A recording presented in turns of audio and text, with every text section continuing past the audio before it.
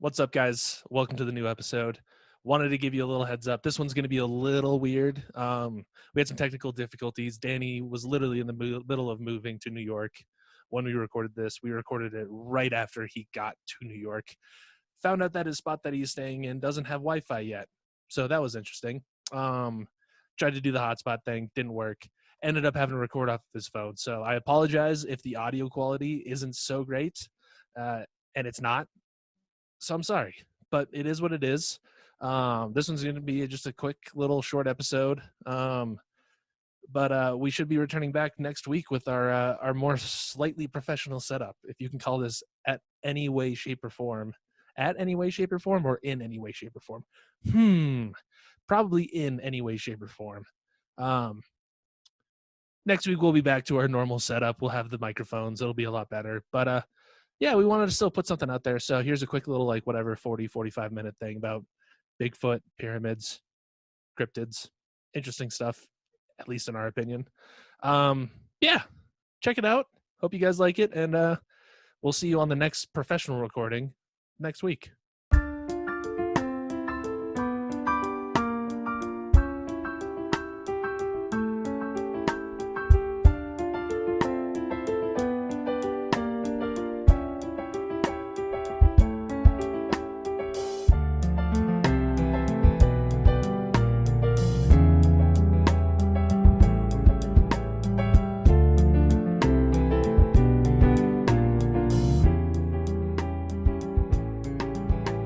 No, I'm hoping there's at Breckenridge.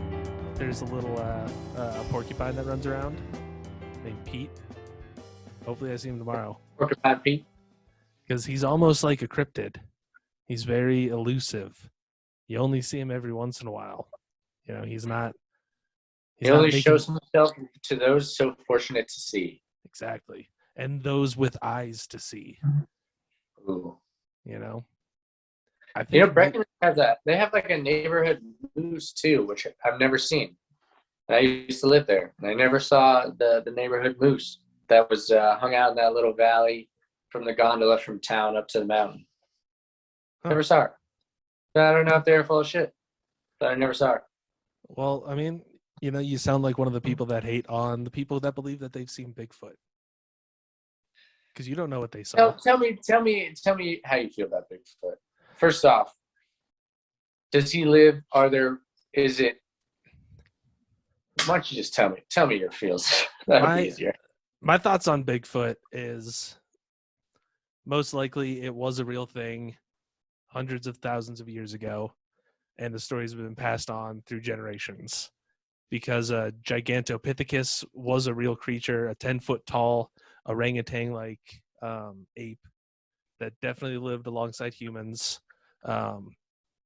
Only really remains have been found in southern Asia, but it makes a ton of sense that southern Asia, northern Asia being like Siberia and Russia, and then also in Russia.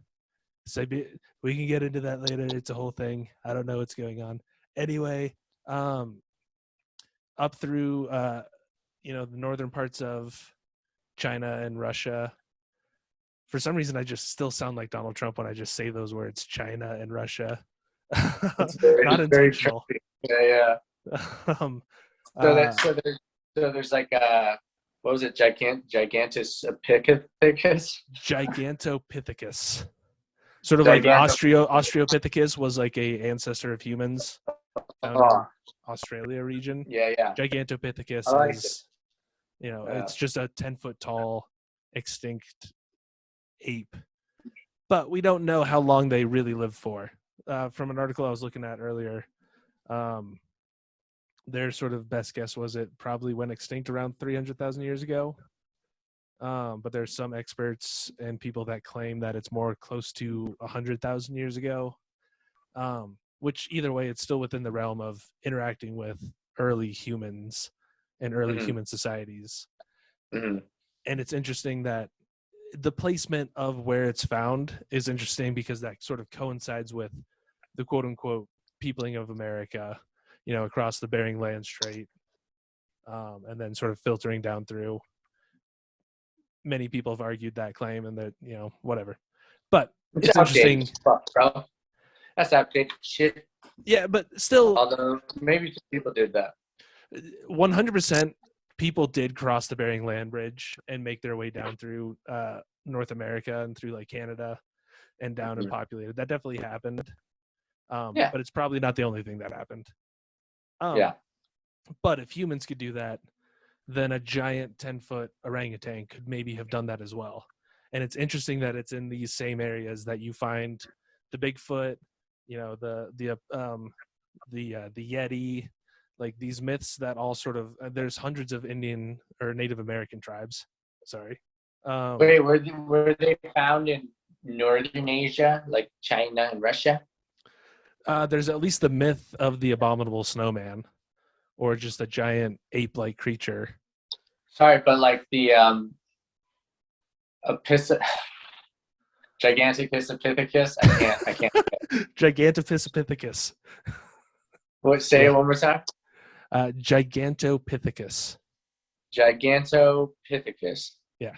What do we have an idea of like where regionally has been found, or the original remains? One tooth was found in an apothecary shop. I want to say it was maybe in China, or maybe more southern Asia. Let me Google China. this. Okay. Google this real quick. Gigantopithecus. But the story goes that an archaeologist, or not an archaeologist, an anthropologist found this tooth that was clearly an ape's tooth, but it was much larger than any known sort of fossils that have ever been found. And he asked the person who ran the apothecary shop to send him, or to like show him where they found it. And then they unearthed more remains of a 10-foot tall monkey creature, ape. So that to me is where I think that the myth comes from. Cool. And that animal probably died out 100,000 years ago, but the myth still presides. And because of psychological priming, people have that myth in their head. And when they go out into the woods and they see a shadow move, their brain immediately goes to that. Yeah, it's like a story that's become so ingrained in the psyche that it's like almost it's just like a genetic story now. And dude, almost like epigenetics. When you were talking about Gigantopithecus, huh? Mm-hmm. Yeah. Good job. I'm gonna cut applause into there. Yeah. If they, they might have also evolved, because when you were talking about that, I was thinking of the Denisovans. And I was thinking, I was like, they were living in like China and Russia, and they were like, a giant Homo sapien. And so there could be lineages of Bigfoot out there. Totally. Like a more sapien, a more advanced Bigfoot is a Denisovan. I don't know. Yeah, I mean, well, it's totally possible. Like, we find species that were supposedly extinct all the time, especially in like the Amazon region, and like just in places that people aren't. Biologists and wildlife experts find supposedly extinct species all the time. Like, people still talk about how there might be giant sloth in the Amazon, which would be no way. Yeah, it would be so sick. That would be wild. Yeah, like there's rumors like uncontacted tribes or like semi-contacted tribes will tell stories of seeing a giant furry 6-foot tall sloth cruising through the forest, but it's so dense that that's just South American Bigfoot, bro. That's not a giant sloth. Maybe El Gigante. Maybe the giant sloth is the South American Bigfoot. Yeah, exactly. And I don't know the Spanish word for foot, but we can just call him El Gigante. El Gigante. El Gigante. Yeah, I don't know, but like it's totally possible that an isolated sort of small population of this creature has somehow survived. And it would make sense that it would be somewhere that's really inaccessible, like the Pacific Northwest, which is so Mhm. dense and so mountainous and so hard to navigate your way through, or with the Yeti in the middle of Siberia, which is so desolate and nobody's out there. Like it would make sense that they would be able to hide and evade detection in those areas. Yeah, and have some privacy to Yeah. do Yeti things. Yeah. Yeti stuff. Like keeping beers cold and keeping sandwiches fresh. This episode is brought to you by Yeti coolers. Keep your shit cold, or if you get the tumblers, you can also keep your shit hot too. Use them for You smoking. imagine just like being in Siberia, like you've been like kicked in. It's like what they put prisoners out there, they just throw them into Siberia, and you just come across a Right. bunch of Yetis, and Now it's your just like job a is you collect factory ice. place. Now your job is you go into Arctic, you collect ice for Putin's beverage. And whatever you do out there, Go you get will the never ice. be rescued. It's only you, and you also have Ivan and Sasha. Those are your only two friends from now until eternity. You chip the ice, we send it down to Putin so you can have a cold drink, okay? And if you see a Yeti, you're crazy. There's no Yeti. You're crazy, You're my crazy. friend. You're crazy. Buddy. That's not so much Russian. They don't call anyone buddy. That's Canadian. Okay. No, yeah. Well, and nobody would believe you if you were the dude in the middle of Siberia saying that you saw this. It would be like, this guy's off his fucking rocker. Just been alone in the woods. I mean, just like when people talk about big things, we're all like, nah, you're fucking crazy. Like that OG Bigfoot film, or sorry, Oh, footage was what's debunked. that called? And I like keep. the guys who did it all those years ago came out and were like, yeah, we were fucking with everybody. Yeah, it was a big hoax. The Patterson footage. That's what it's called. With Bigfoot, they definitely came out and said, like, yeah, that was a hoax. We were fucking with people. And also, like, a lot of the footprints that have supposedly been found have been intentionally left by people just to fuck with them. Oh, totally. Yeah, that's the weird thing is you'd think with people like actually researching this and like getting obsessed with this, you'd think there'd be one like piece of really tangible evidence, and there just isn't. No, there's not. There's no feces, there's no hair, there's no DNA material. Tracks can be faked, noises can be made or misinterpreted. But Yeah. it's a shame. Because I want to believe. I liked your first story. I thought that was cool. Which like first the story? explanation of it being such a explanation of it being a story passed down from like species to species, like throughout our evolution. Like this story is like 200,000-year-old story. Now they also like big feet are also, there's the whole interdimensional paradox with big feet like hanging out in the goblin realm. Yeah. And that's just, It's I feel fun. like it's so easy to just use. Oh, it's very fun. It's just so easy to use the multiverse as an excuse of, Yeah. It's a catch-all. keeping it. Yeah, exactly. It's like How can we ever know what is in a dimension that we can't understand? Ooh, yeah, who knows now? it's essentially the same argument as like the God of the gaps idea of whatever science can explain, you just Yeah. attribute that to God.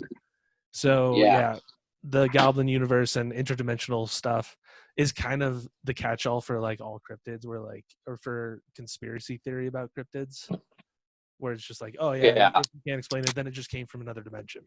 So there you go, which is as plausible as the God of the gaps theory, whatever. But as far as Bigfoot goes, And another similar one, that's probably based on real life encounters of humans with this creature that's since probably gone extinct, is like the idea of the Kraken and them just being giant squid. Because they have found, you know, 100+ foot long giant squid. I don't think they've ever captured one alive, but they've found, you know, the carcasses of these giant 100-foot long squid. And Damn. when you kind of look at the history of species, I feel like most species have historically over millions of years have gotten smaller. You know what I mean? Like the biggest shark in the world used to be a Yeah. megalodon. Now we have great whites. Yeah. Everything's getting a I little mean, smaller and more efficient. before the dinosaurs, we think that insects kind of and arachnids kind of ruled the world, and then they were just like massive. They were like Yeah. bird-sized insects that like ran around the fucking world. And I Yeah. think a lot of the explanation has to do with like oxygen, carbon monoxide levels of our atmosphere. And so like I think they find with higher oxygen levels, animals get bigger. Yeah. Which would make sense. So they're reliant on like the output of the plant life that they subsist on, you know? Mm-hmm.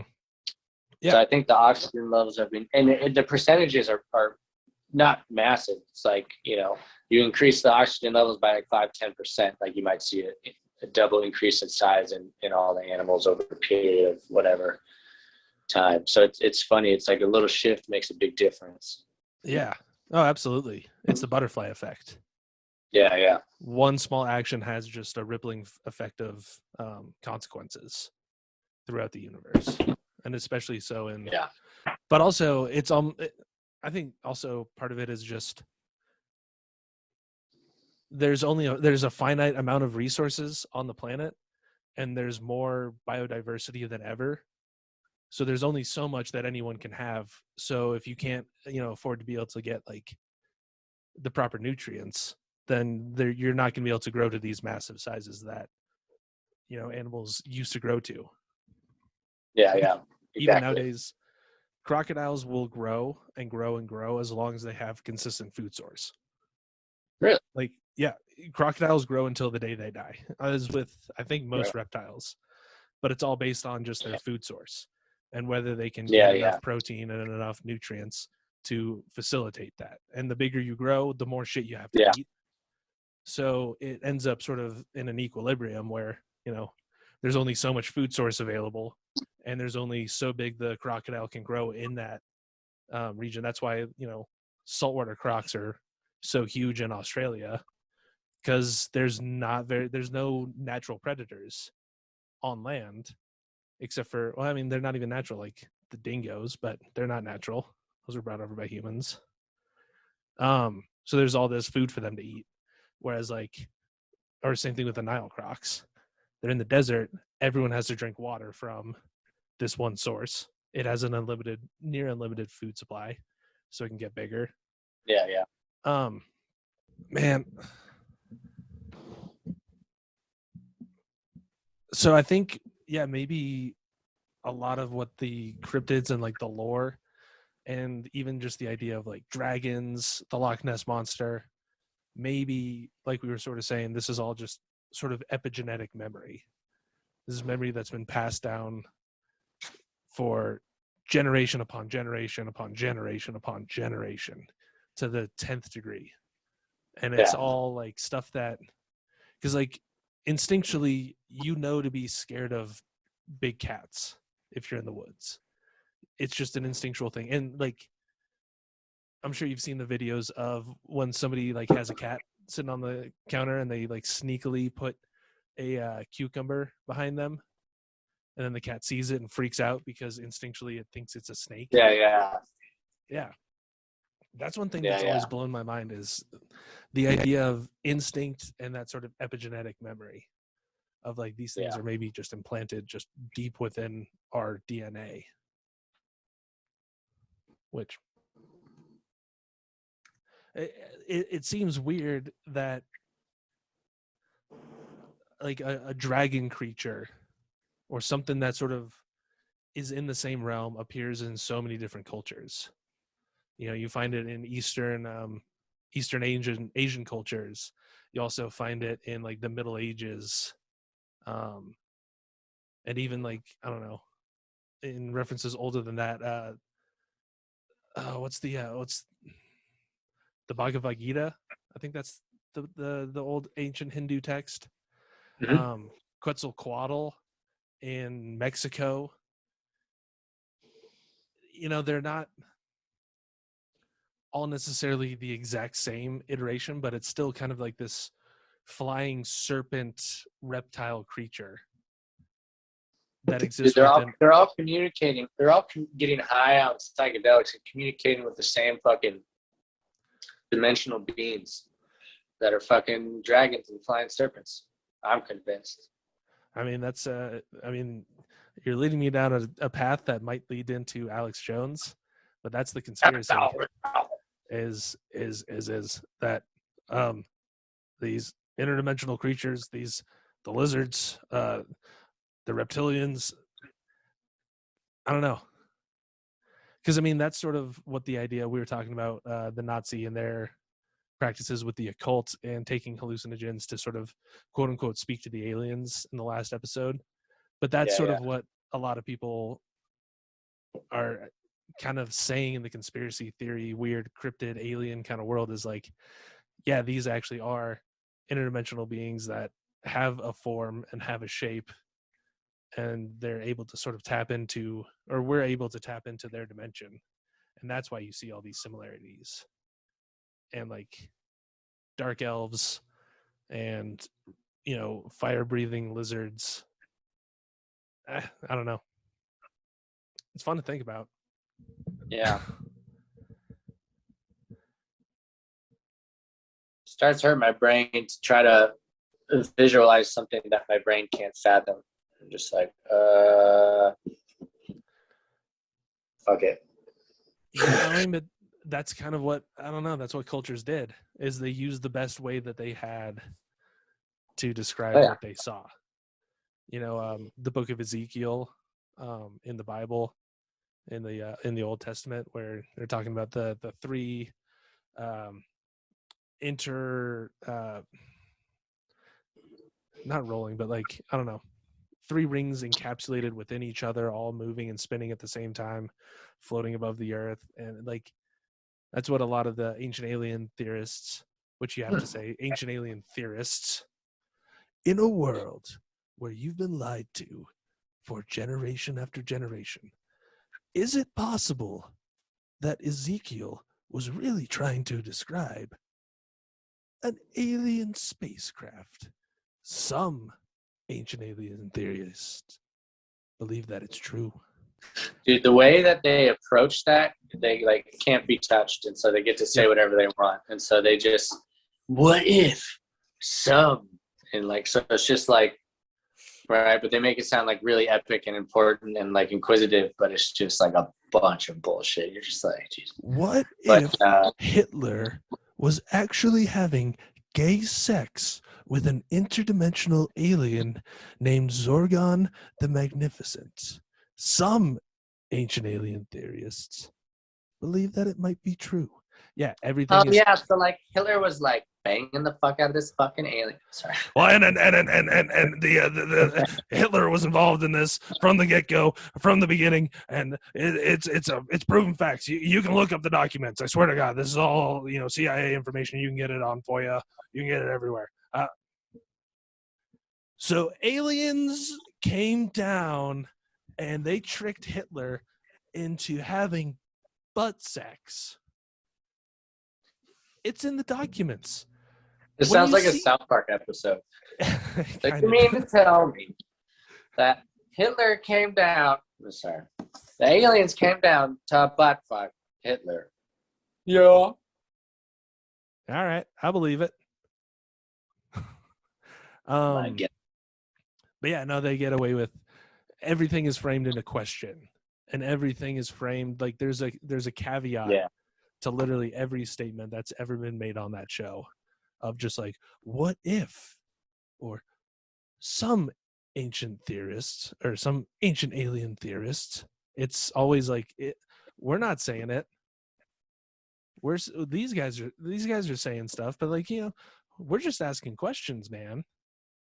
It's such a cop-out Yeah. argument. Yeah, but it's a great way to rake in the fucking dough. Yeah, totally. I still love that show, even though it's. I mean, well, they bring up like a lot of really cool places and a lot of cool old places with a lot of mystery.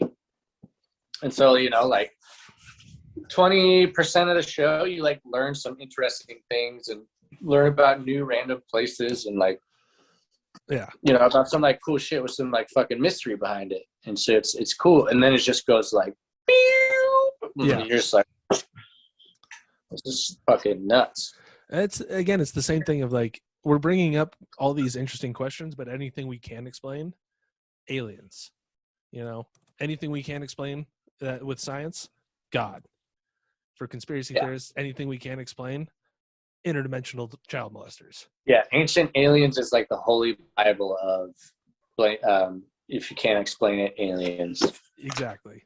Which that's what's so frustrating because like, I don't know. I'm more interested in like, I believe that that humans created the pyramids, that humans created all of the crazy megalithic architecture that you see in sort of antiquity. The real question is just how the fuck did they figure this out? Mm-hmm. And the likelihood of it being aliens, or maybe some ancient alien theorists theorized that maybe some I'm with you on that. Alien theorists believe that Pluto was jettisoned out of orbit and it was originally the moon of Nibiru. And Nibiru, and they always get into like numerology and shit. Nibiru, its orbital cycle, it crosses the Earth's plane once every 9,643 years. Now, when you divide that by pi, you get the golden ratio of 76 to 1.5. And then when you take 3 steps left and make that part of your equation and you triangulate the dimensions, you really receive a degree of 13.6. Now 13.6 divided by 7 is just over or just under 2. What is 2? That's 2 people just talking, having a conversation, not knowing where it's going to go next. And where is it going to go next? You divide 2 by the sum of pi divided by 267, which is the number of blocks. And it's just like, yeah, what the fuck, man? Like, dude, you lost me. Aliens? You're just putting in like the whole math of like the pyramid of if you take like the height and divide it by the circumference of the base and multiply that by like the third power of something, and you get the number pi, or the weird shit that people will just connect the dots, like the meme of Charlie Kelly and It's Always Sunny, and he's got the poster on the wall, he's like, I got it, and there's just like these like connecting, it's just like people just connecting all these random dots.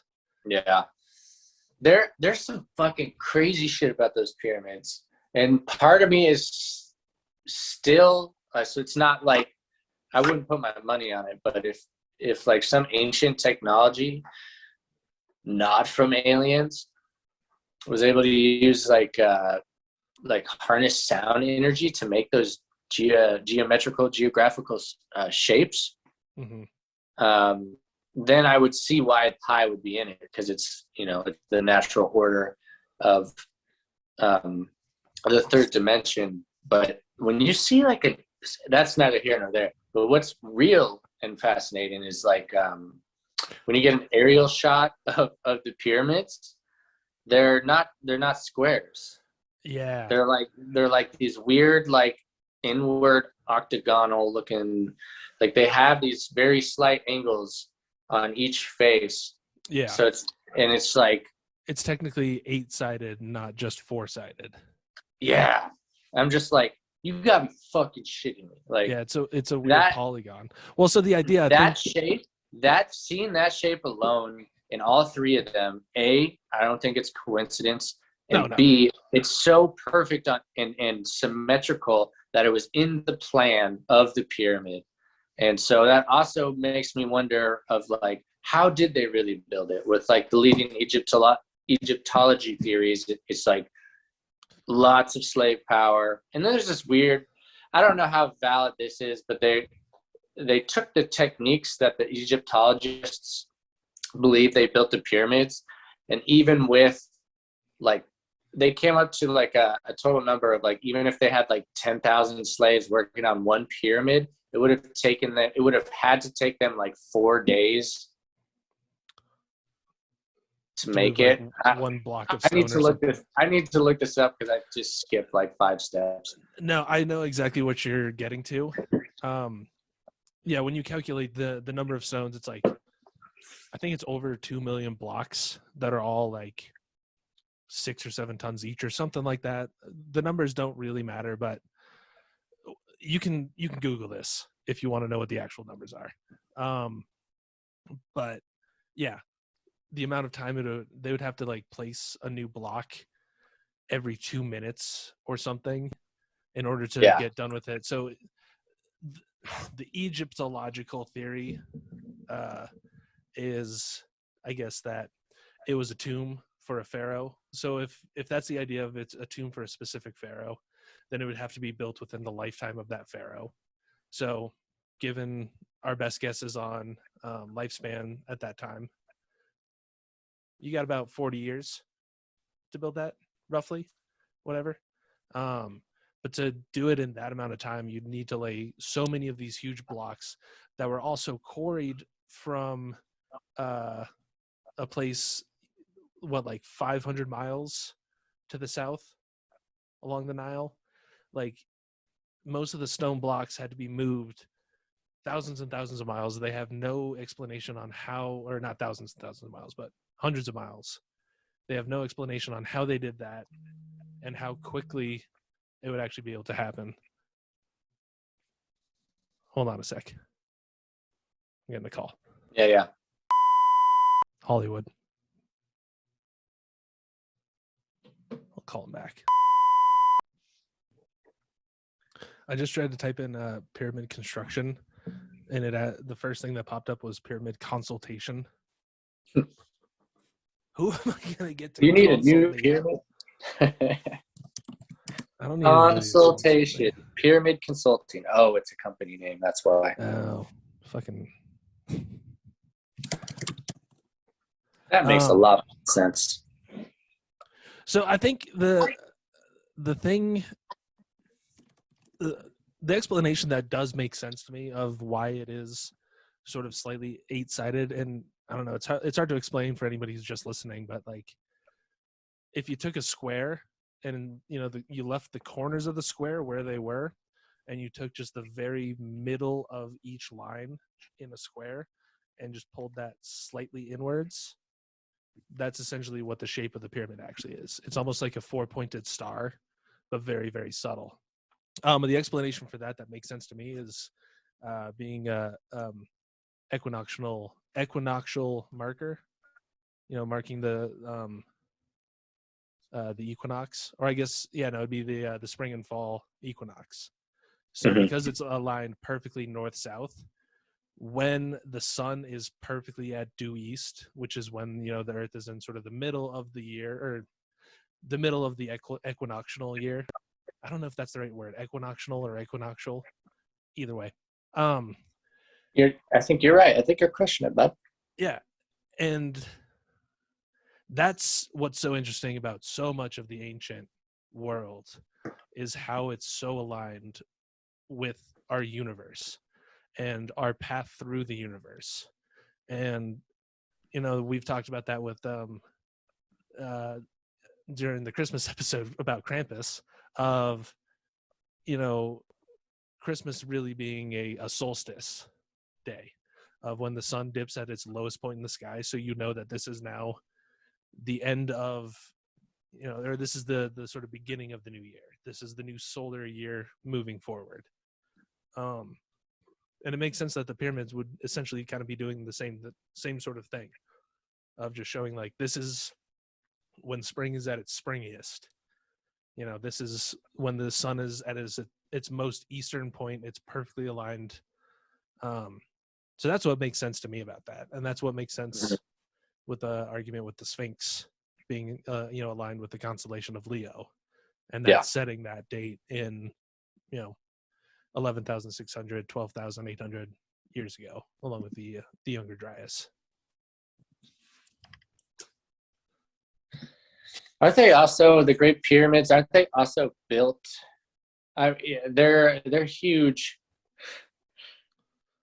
I'm thinking so much right now. I think I just lost you. There we go. Sorry, I got 10 battery left. So you got what? My phone's at 20%.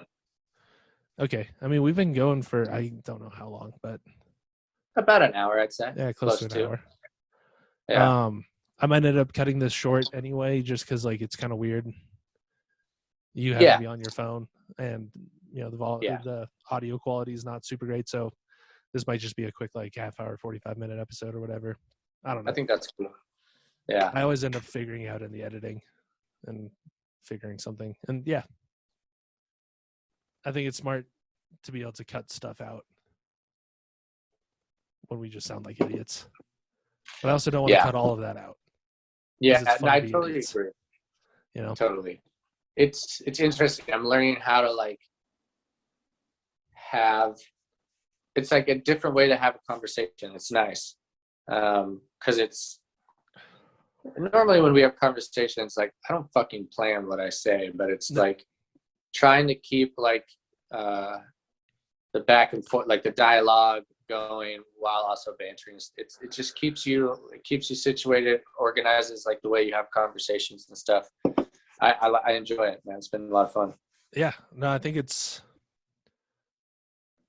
especially now with like more of my sort of potential realization of being maybe on the spectrum. It's a nice sort of it's a way for me to be more aware of how I'm being. Because a lot of times I don't know how I'm being, and I'm being very off-putting, and I'm doing a Donald Trump bit for literally 15 minutes. And then when I go back and edit it, I can look at myself like objectively out of the moment and go like, this was really fucking cringy. So it's like, it's honestly been really helpful for me to sort of help analyze how I'm coming off. Which is really fucking hard sometimes because there's a lot of times where I'm like, dude, I think I was talking, so I don't know if it got recorded on camera. Oh, whatever you do, don't stop filming. Here, we'll go like this for a little bit. If I leave it unlocked, it just blows open. So, but it might be a ghost. Might be a ghost. Sorry. What were you just saying though? Finish that. No, I was saying like I like being able to have conversations like this as well, because it helps. Yeah, it helps with the ADHD. Yeah. I don't know if so. Now I think I don't know. I'm gonna start. I think doing BetterHelp, which should be a sponsor of this podcast. Go to betterhelp.com/fucking NFZ. I don't know, fucking whatever. But it's NFT. Like an online thing. Ooh, like NFT, NFC, like NFT. Yeah. It's like World War Z. We're an NFT, but we're all about zombies. Ooh, non-fungible zombies. Oh, mark that down. We need to start that. No. I'm really thinking about starting to talk to a therapist, but BetterHelp is like online or just like, over phone, I guess. So it's not like super direct and in person. I want to start sort of like analyzing, because I don't know if like I definitely have social anxiety, but I think that social anxiety has been tied in with potentially being on the spectrum and feeling like I need to act a certain way in order to be accepted. and it's all like learned behavior. I don't know. I have a lot of things on my mind about this, which like if I was gonna do a solo podcast, I would have just probably rambled on about this for way too long and nobody would be interested. But yeah, I don't know. I want to figure out what's going on. I don't know That's if it's good, just man. all Okay. ADHD. I don't know if it's all autism or a weird OCD or whatever. Mhm. But That's smart, dude. Then you can like once you pinpoint it, you can work on. You'll have a more clear understanding and work with it a lot better. it's more of being able to have an awareness about it. Yeah. So I can understand like, oh, so this is why I'm acting this way in this situation. Okay, that makes sense. Now I can sort of try and correct that behavior. Yeah. Fuck yeah, dude. BetterHelp. BetterHelp.com. Future sponsor. /NFC. All right, so cryptids. Oh, yeah, we went to Bigfoot and we completely changed topic after Bigfoot. We went Bigfoot. So is this episode really about cryptids? It's not really, but it also kind of is. I don't know. This is a shit show of an episode either way. We went Bigfoot, Gigantopithecus. Then we went into the Kraken and the giant squids, and then somehow made our way into the pyramids, which is fine. Yeah, which is great actually. And then we went into then we stopped the recording and we started talking about actors and shit like that. Yeah. I don't know what's getting left into that. There's a whole chunk of this podcast that's definitely not being aired. Also, audio-visual technical difficulties. So, last part might just be audio. Whatever. It is what it is. We all have our shit going on, guys. We got people moving across the country. We're figuring it out. That's what it is. Yeah. So yeah, you're gonna talk about Orion's belt.